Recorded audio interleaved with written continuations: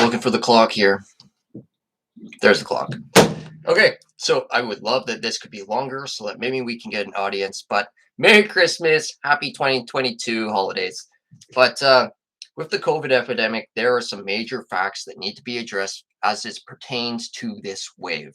It doesn't matter whether or not you believe COVID is real, or if you think it's a conspiracy, or if you think the vaccines work, or if you think the vaccines don't work. We're just going to work with the current narrative here because we're facing a certain problem that needs to be understood if we're going to placate conspiracy theories and hysteria and grudges and enmity.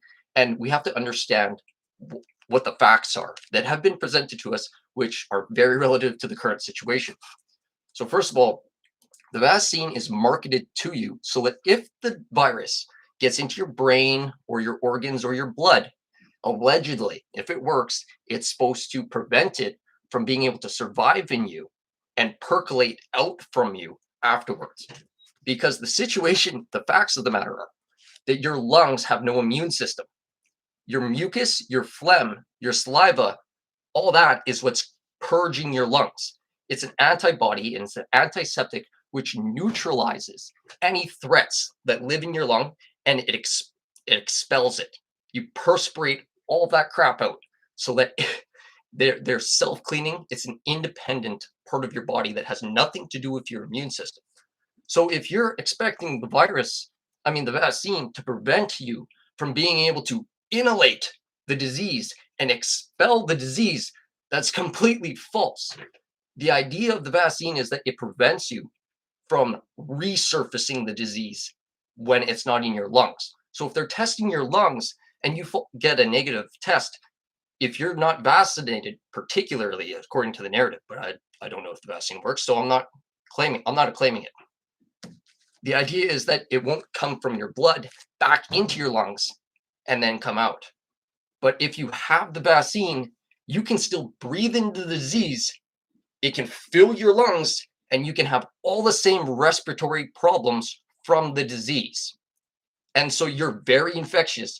And so the idea is that it has to go away completely before it will stop being a problem. It will continuously go around and around and around.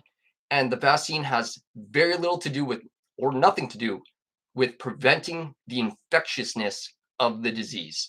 The infectiousness of the disease comes from the fact that it's in your lungs. It grows in your lungs and you breathe it out. And that has absolutely nothing to do with your immune system nor the vaccine.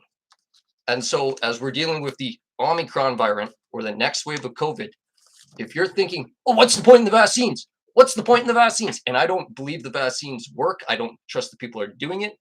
They have motives for Antifa, Black Lives Matter, feminists, LGBT, refugee hate, refugee crisis. We've got Ponzi schemes. We've got big tech companies. We've got petrol problems.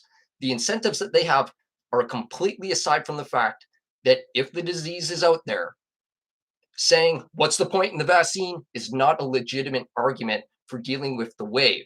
Because the problem with the wave is that it can still kill you whether or not you have a vaccine, because it gets in your lungs and it grows in your lungs if your phlegm and your snot does not purge it from you.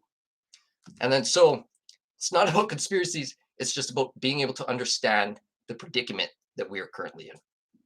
If the vaccine is real or not, and if the virus is real, which I don't confide in, but my opinion is worthless. So, Merry Christmas! Happy 2022! Thank you.